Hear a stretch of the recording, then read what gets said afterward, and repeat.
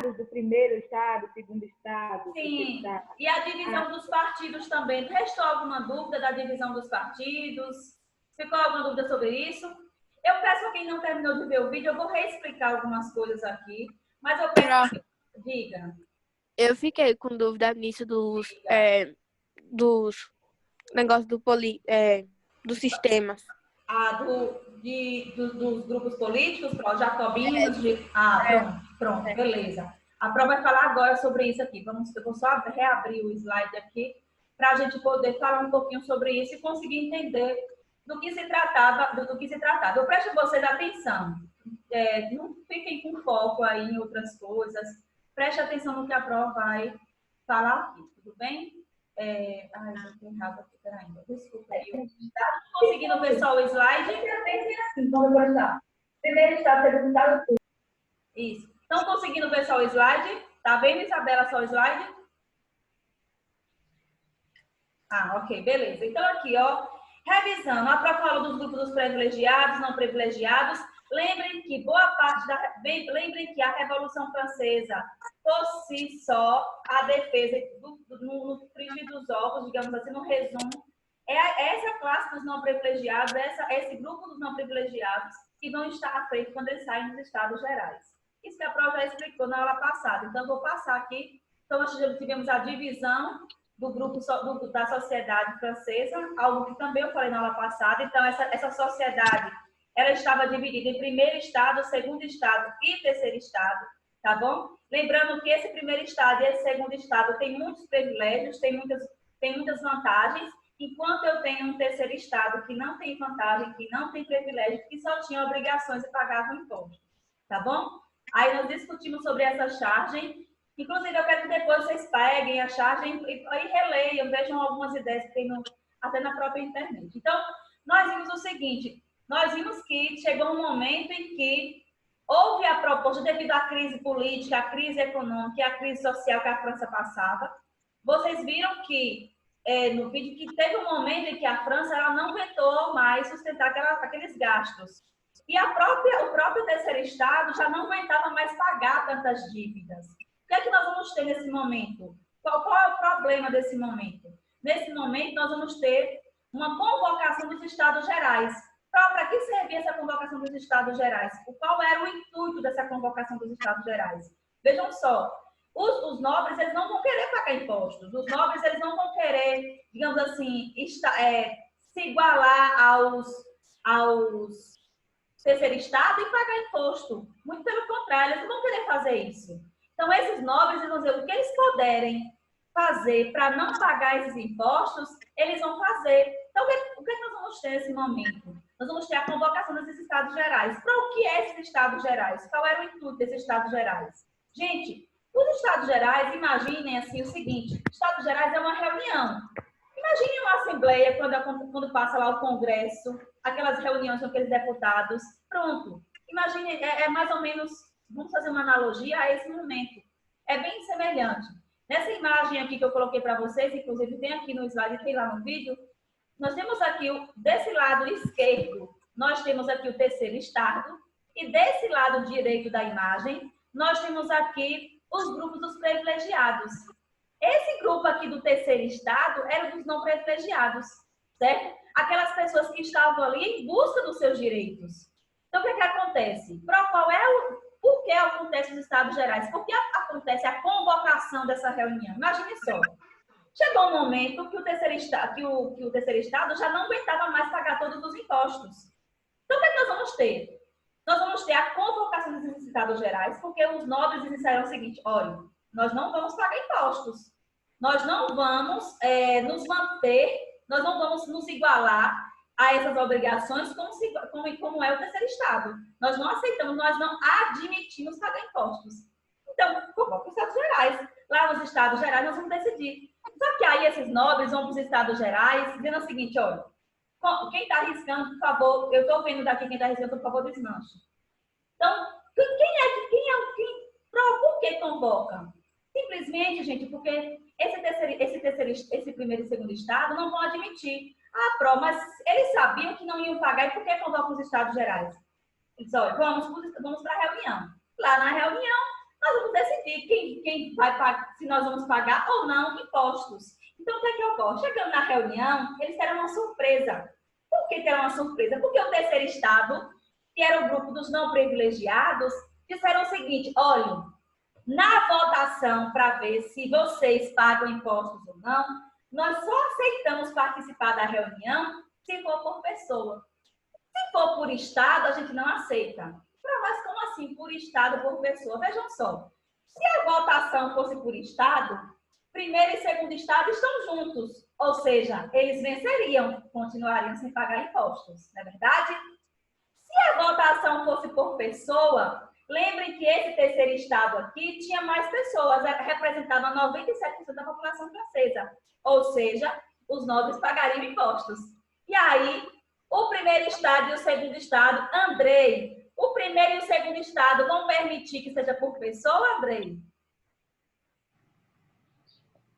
O que é que vocês acham? Me diz aí. Rapaz, sei não. Não sabe não? Não vai permitir não, gente. Inclusive, eu falei isso na aula, no vídeo para vocês. O primeiro e o segundo estado não vai permitir, não vai admitir que essa votação ela seja por pessoa. Porque se fosse por pessoa, lógico, óbvio, evidente, que o terceiro estado iria ganhar. Terceiro estado ganhando, certo? Esse grupo dos não privilegiados ganhando, eles, lógico que esses nobres pagariam impostos, esses nobres não queriam pagar impostos. Então, o que é que o terceiro estado faz? Olha, se vocês não aceitam que a votação seja por pessoa, então a gente vai se retirar dos estados gerais. Como assim, Pró? Se retirar? Sim. Já que a ideia deles não foi acatada, da votação ser democrática, da votação ser justa, de ser por pessoa e não por estado, eles dizem, olha, já que vocês não querem que seja por estado, olhem, abandonamos o barco, fiquem vocês aí nessa reunião. E aí eles se retiram da reunião. Nesse momento que eles se retiram da reunião, o que é que acontece? Eles proclamam, se autoproclamam a Assembleia Nacional Constituinte. Para o que significa isso? Eles vão organizar um grupo apenas com o terceiro estado. E nesse grupo do terceiro estado, e nessa reorganização desse grupo, o que é que vai acontecer? Eles vão reivindicar uma Constituição. E aí, para reivindicar essa Constituição, eles vão criar uma Guarda Nacional. Para o que é essa Guarda Nacional? É meio que fosse um grupo de, como eu coloquei no slide, uma milícia burguesa. Qual o intuito dessa milícia burguesa? Resistir o rei. Então, já que eles não tinham militares no seu grupo, já que eles precisavam resistir ao rei, eles criam a sua própria Guarda Nacional. E por quê? E como é que faz? Eles vão abandonar o barco, eles vão resistir mesmo? Vão resistir, gente. Vão resistir ao ponto de levarem a Revolução Francesa, tá bom? Então, nesse contexto, de eles levarem essa revolução, dar o estopim da Revolução Francesa, esse terceiro estado vai em busca dos seus direitos, vai em busca de ter privilégios. Eu digo, não pode ser nem privilégios, vou dizer, ter direitos, certo? De que esses direitos fossem igualitários para todas as classes. Esse é o intuito, tá bom? Então, recapitulando, quase não sai, recapitulando. Então, nós temos, quando ocorre a votação para saber se os nobres votam ou não, ou pagam ou não pagam impostos, eu peço o seguinte, quem estiver riscando, se tiver sem o que fazer, eu vou dando restante trabalho para fazer, que eu estou vendo daqui quem está riscando, aparece o nomezinho para mim. Então, preste atenção no conteúdo, tá bom?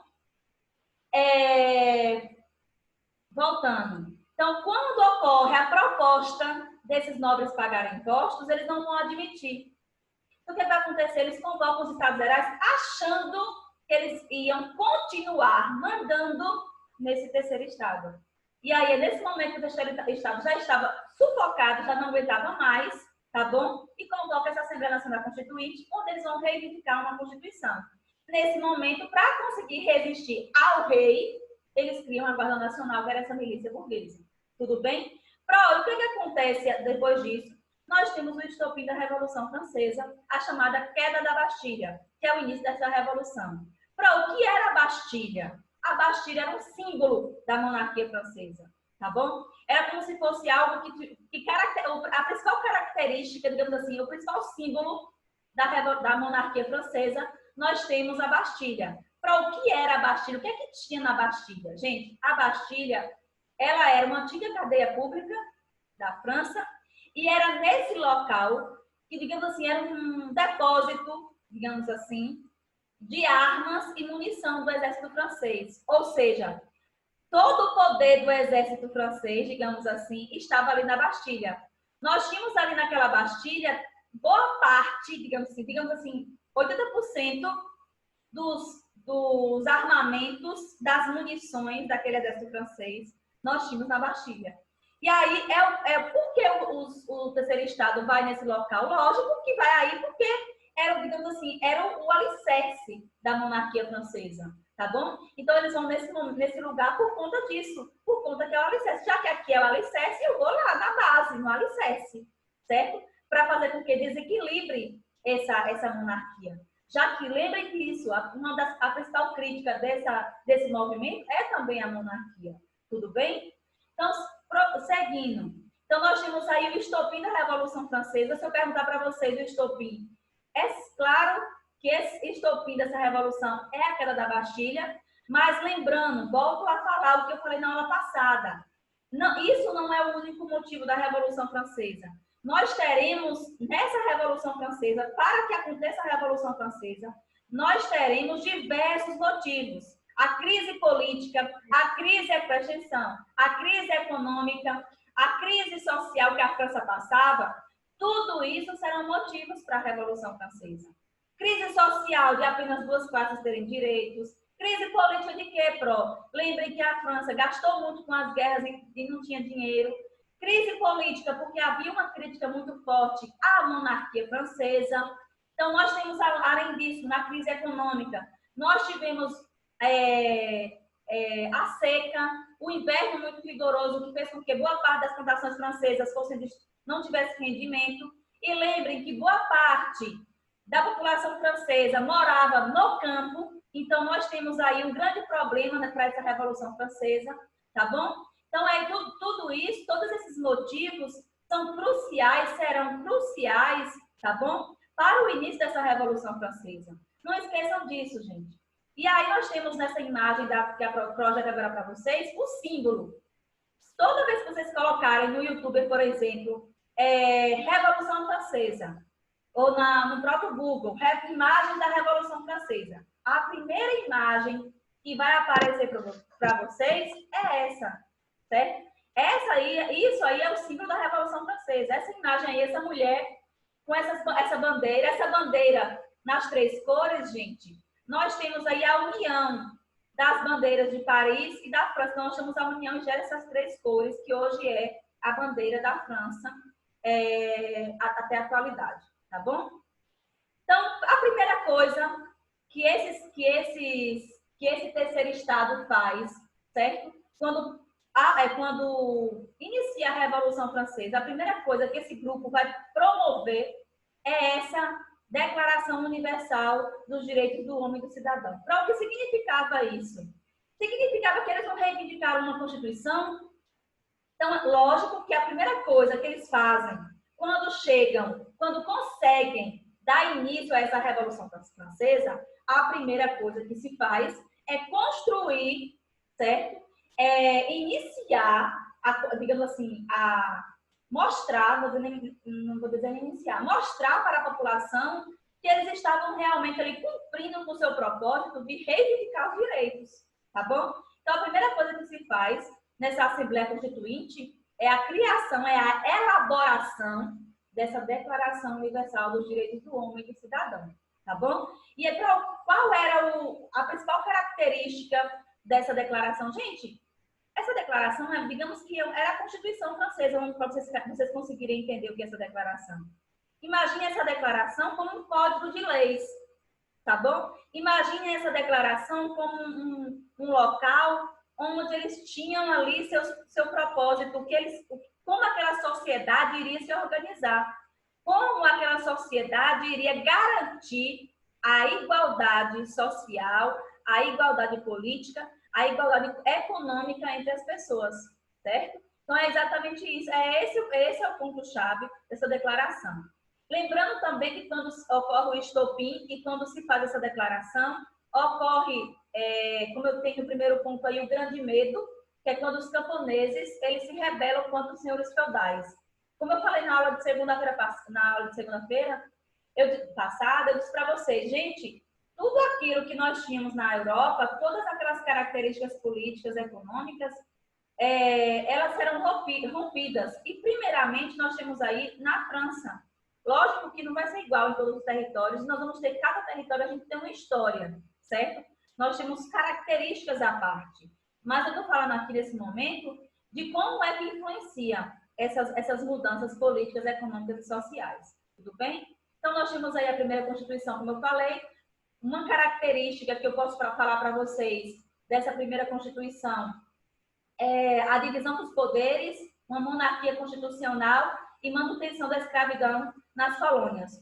Um parêntese aqui. Como é que acontece uma Constituição e continua existindo o rei? Gente, lembre-se que ainda não, nós estamos no início de uma revolução. Uma revolução que dura aí quase 10 anos ou mais, nem lembro aqui agora. Então, lembrem que o que acontece? Nós temos uma revolução que está no início. Então, ainda há muita coisa, ainda vai ter muito pano para manga, ainda vai ter muita confusão, certo? Então, nesse momento, nós temos aí ainda o início dessa Revolução Francesa. Tudo bem? Nós temos ainda, esse terceiro estado ainda está engatinhando, digamos assim. Tudo bem? Então, o que acontece? Primeiro, o rei não vai deixar de existir, mas o rei passa a ser subordinado a uma Constituição, como ocorreu lá na Revolução Gloriosa. Lembrem disso.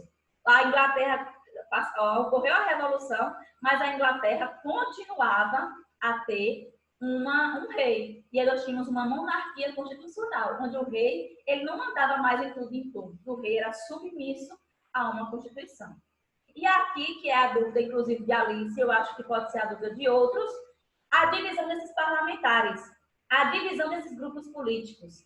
O que poderia ser esses parlamentares? A divisão desse grupo político, a divisão dessas pessoas que agora estão ali naquele furor, naquela agonia, naquela efervescência que provocou a Revolução Francesa, certo? Então, quem são esses parlamentares? Quem são essas pessoas? Como eles estavam divididos? Eu digo para vocês o seguinte, esses parlamentares, eu posso dividir eles em girondinos, jacobinos, cordilheiros e pântanos, certo? Lembrando que nós vamos ter aí os sans-culottes que vão apoiar os jacobinos, que também é um grupo político. Tudo bem? Quem são, nesse caso aí, quem são os partidos, os parlamentares de direita e os parlamentares de esquerda? Quem são eles? Quem é que faz parte dessa nomenclatura? Partidos de esquerda e partidos de direita, parlamentares de esquerda e parlamentares de direita.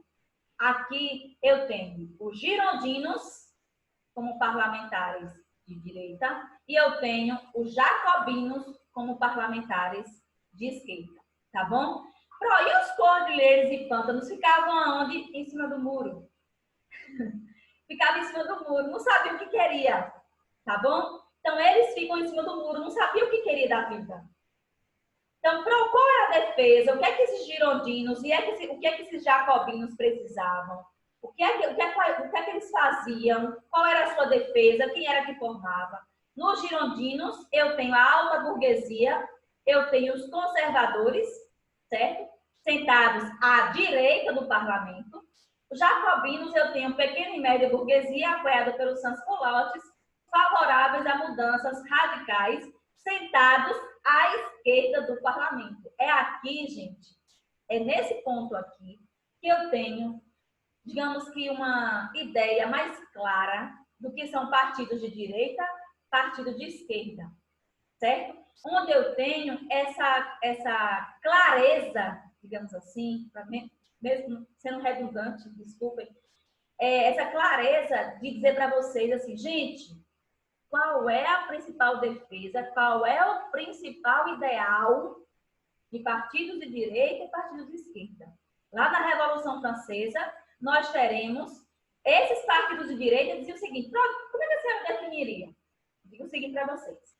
Partido, eu coloquei essa imagem aqui para ficar bem mais visível. Pronto. Se fosse para a senhora caracterizar esses partidos de direita e partidos de esquerda, como a senhora caracterizaria? Vejam só. Eu diria para vocês o seguinte, gente, olha, partidos de direita, aí na Revolução Francesa, eles diziam o seguinte, estou falando da Revolução Francesa, e aí, por isso que eu coloquei aquela pergunta no final do vídeo, para a gente fazer essa analogia com a nossa realidade. Aqui, nesse momento da Revolução Francesa, esses partidos de direita diziam o seguinte, olha, não vamos mudar não, deixa o rei como está, vamos só tentar conseguir alguns direitos para a gente, mas vamos deixar a situação como está, deixa esse povo lá, deixa esse rei lá, deixa esse povo existindo, certo? Não vamos mudar muita coisa não, tá bom do jeito que a gente está vivendo, vamos só conseguir alguns direitos, depois que a gente conseguir alguns direitos, deixa perdurar, deixa as coisas continuarem como estão. Os girondinos, conservadores. Lembrem lá dos Levers e dos Diggers na Revolução Gloriosa. Aqueles que eram radicais, que queriam mudar tudo, e aqueles que queriam mudar, mas não... E queriam mudanças, mas que mudanças não tão radicais, certo? Para proteger o poder monárquico. É a mesma coisa aqui, gente. Esses girondinos, eles queriam mas mudanças que não atingissem o poder monárquico, que não atingisse essa estrutura montada pela monarquia. Já os jacobinos, gente, queriam uma mudança radical. Mudar todas as estruturas sociais e dar a essas estruturas sociais os mesmos direitos e os mesmos deveres, certo? Por exemplo, eu tenho direitos e deveres como cidadã brasileira. Eu tenho direitos e deveres diferentes de alguém, por exemplo, de um militar, falando de cidadão. Assim como eu tenho direito a voto, ele também tem. Tenho direito à manifestação pública, ele também tem. Imagine se isso mudar. Imagine se esse militar começar a dizer que eu não posso mais falar, que eu não posso ter mais liberdade de expressão, para não mexer com a estrutura poderosa que está lá em cima. Imagine aí, pronto, a gente deixa claro aqui o que esses partidos queriam, certo? E aí os jacobinos diziam, não é para mudar, não é para renovar tudo, não é para alterar essa configuração da Europa, especificadamente da França, então vamos zerar tudo, vamos dar um reset, certo? Vamos renomear, reestruturar toda essa sociedade francesa. E aí, por isso, que eles são tidos como os radicais. E aí nós temos aqui em cima, nessa parte de cima aqui, nós temos os sans-culottes, que são eles que apoiam, lembrem que os sans-culottes são esses artesãos, como a Pró falou na aula passada, eram artesãos que queriam imitar a alta burguesia, a alta monarquia, e aqui os cordilheiros e pântanos, ou planície e pântano, nós temos essa alta burguesia que ficava em cima do muro, que não sabia dizer assim, eu não sei o que é que eu quero da minha vida. Eu tô lá ou eu tô cá, eu tô lá ou eu tô cá. Aquele povo em cima do muro que não sabe, que não tem ideia própria, que não tem opinião, que não fala, que não defende realmente seu ponto de vista. Pronto, é essa classe aqui, essa alta burguesia. Pronto, por que não defende seu ponto de vista? Porque muitas vezes não quer mexer com ninguém, quer dizer assim, deixa como tá, para a gente não ter problema. É basicamente isso, tá bom?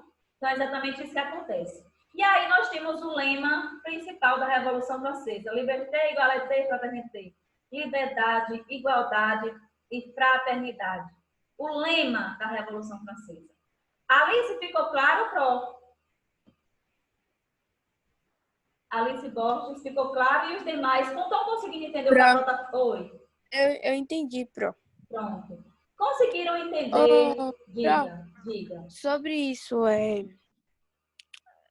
por exemplo, eles eram tipo a burguesia que só pensava neles e não pensava no depois. Exato. Foi porque exatamente. Eu pensei, porque, por exemplo, eles estavam pensando, queriam uma mudança, mas eles não sabiam o que viria depois. Então acabava que eles sabiam.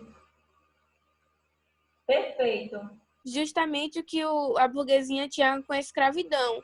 Eles queriam que os escravos fossem libertos para ter mais lucro, mas como é que as pessoas iam comprar coisas se os feitores não iam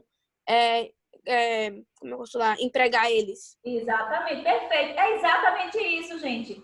É exatamente essa ideia que eu quero que vocês tenham. O que é que acontece? Que vocês consigam entender, gente, que por que eles não queriam essas mudanças? Por que eles não queriam que realmente fosse... queriam mudanças, mas que assim, não vou mudar muita coisa, não. Porque eles tinham medo do que poderia vir. É exatamente isso que a Alice falou e foi perfeito. E é essa compreensão que eu quero que todos os demais tenham. Que eles queriam mudar, eles não vamos mudar. Mas não é aquela mudança radical, não é aquela coisa do dia para a noite. Vamos mudar, mas vamos com calma, porque a gente não sabe o que pode acontecer. Quando eu falo de escravidão, por exemplo, lá na Constituição, eu coloquei um ponto ali atrás que diz o seguinte: inicia a Revolução, tem uma Constituição, mas a escravidão permanece nas colônias. E aí é um dos motivos que vão gerar a independência de boa parte das colônias latino-americanas, certo? Por conta disso. Porque a França, ela tem várias colônias, ela tinha algumas colônias na América, certo? E aí algumas colônias na América serão influenciadas por esse fator, gente. Revolução, mudança, direitos, se a gente continua sendo escravo? Como assim? Qual ideia é essa? Que princípio é esse? Então, assim, vamos mudar. Não é direito? Já que é direito, não tem todo mundo. Só que eles tinham medo, essa alta burguesia, ela tinha medo do que podia acontecer. E ela tinha medo de sobrar para eles. É esse o ideal. É essa a ideia. Tudo bem? Diga. De ir de mal a pior, tipo isso? Exatamente. De acontecer algo. Exatamente. Eles tinham medo de a economia piorar, eles tinham medo de aumentar a crise política, ou seja, eles tinham muitos medos e esses muitos medos geravam essas ansiedades. E o que acontecia? Fazia com que eles não conseguissem se manter, digamos assim, eles tinham medo de não dar nada certo a revolução, para ser mais clara. Não dá nada certo, e aí eles ficarem pior do que já estavam com relação a direitos políticos, digamos assim, certo? É isso que se trata. São 8h59, minha aula está 9 horas, eu vou fazer Oi, quem falou? A Revolução no Haiti aconteceu isso, né? Que eles eram colônia da França e... Perfeito, Sofia, perfeito. Aconteceu isso, porque eles perderam bastante, a burguesia perdeu bastante poder naquela época, não foi? Por causa disso? Perfeito. Quando eu falo das independências latino-americanas, por exemplo, várias, não só territórios franceses, mas territórios, não só colônias francesas, mas colônias espanholas também nessa América. O Haiti, por exemplo, é um exemplo, Sofia, perfeito para a turma, preste atenção aí. O Haiti é um exemplo perfeito, porque a independência do Haiti, certo? É uma independência promovida por escravos e ex-escravos. Então, exatamente por conta do motivo assim, mudou, revolucionou e aí eu continuo sendo escravo. É bonito, mudança, direitos e eu continuo sendo escravo. Não entende esse tipo de mudança. Exatamente isso. E aí vai movimentar. Diga. Só para avisar que eu saí no meio da aula porque meu celular descarregou. Eu vi aqui que você tinha saído. Certo. Então, entendido? Então, assim, essas independências vão acontecer por conta disso. Ok? Eu peço que vocês releiam, revejam o vídeo para finalizar as dúvidas. Na nossa próxima aula, eu já ligo direto no Zoom, e aí eu continuo a explicação de Revolução Francesa. Eu vou fazer a chamada aqui das turmas, vou começar pelo 8º ano A, e aí só vai ligando o áudio e dizendo ok, tá bom? Adriele. Adriele tá aí, gente? É rápido. Tá, não. Ana Maria. Ok. Deixa eu adicionar aqui. Ananda. Andrei. Estou aqui. Brenda. Felipe. Já estou vendo Felipe. Guilherme Cunha. Eu vi nesse. Isaac. Presente. Isabela Campos. Presente. João Felipe. E eu? João Felipe. Laís. Lilith. Presente. Lucas Gonçalves e Lucas Rafael. Alô. Marcelo Augusto e Maria Eduarda. Presente. Maria Eduarda também tá aí? Tô. Maria Fernanda e Maria Luísa. Presente. Marina e Matheus. Presente. Natália e Paloma de Deus. Presente. Sofia Macedo e Sofia Vieira. Presente. Ok. Vitor. Vitor tá por aí? Ele tava. Oitavo ano B. Ademir. Eu sou do A. Faltou eu também, Pro. É porque tá nessa outra lista. Então eu também. Tá na outra lista. Vocês respondem aqui depois a Pro joga. Ademir. Alice Borges. Ana Tô Júlia. aqui, Pro. Presente. Arthur Abreu. Christian. Não tá aqui. Daniel Souza e Davi. Presente. Davi tá aí? Felipe tá aí. Oi, Lipe, tô com saudade de você também. Giovana Maria, Giovana Miranda. Presente. Presente. Guilherme Lima. Adrian, tá aí, que eu já vi. Ellen Caroline, tá aí? Hiroshi.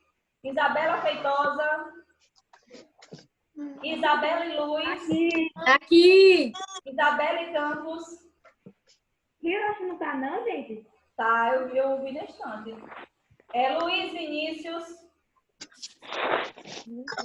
Luísa Daltro. Não tá. Mariana Mota. Eita, gente. Alguém sinaliza a Mariana que ela não está assistindo uma aula. Mariana Alencar. Aqui. Melissa. Tô aqui. Raíssa Pinheiro. Ramiro. Presente. Rebeca. Eu. Rosana Graça e Vanessa. Ok. Presente. Vanessa tá aí também? Sim. Mirela. Aqui.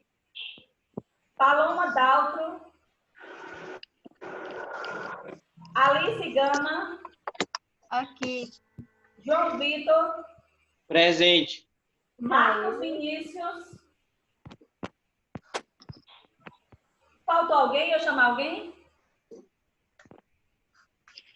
Então, minha aula vai encerrar agora, 9 horas, 9h02. Vocês têm outra aula, sigam o roteiro. Gente, o seguinte é esse, preste atenção. Vai lá na aba do 8º ano, clica tem uma setinha do lado, você clica naquela setinha do lado, baixa todas as disciplinas. Você só vai entrar na abinha da disciplina. Por exemplo, História. Clica lá em História. Todo dia vai ter o cronograma de História. Então, sigam o primeiro cronograma que tiver, vocês sigam. Lá no cronograma de História, Geografia, Matemática, Português, tem os links para você seguir. Baixa o cronograma. Quando você baixa o cronograma, você clica no link. O próprio link lhe redireciona. Tá bom? Tá bom? Eu passei no meu cronograma 3 questões que eu já havia passado. 3 questões que eu já havia passado na aula passada. Então, quem não fez aquelas 3 questões da página 81 e 90 e alguma coisa, façam, certo? Para a próxima aula. Tá no cronograma. Olha aí o cronograma, que eu fechei meu cronograma aqui. Página, deixa eu rever aqui. 85, 86 e 91. Dá no máximo 5 questões. É aquelas questõezinhas bem simples. Então, só isso. Não tem mais nenhuma atividade de história. É só essa. 5 questões, que é o normal. Tá bom? Então, fiquem tranquilos. Abraço da Procleide. Se cuidem. Tenham calma, paciência, que vai dar tudo certo. Tá bom? E assistam a próxima aula. Vamos para o próximo cronograma e assistam a próxima aula. A aula continua até meio-dia. Viu? Beijo. Valeu. Bom, tchau. Beijo, galera. tchau.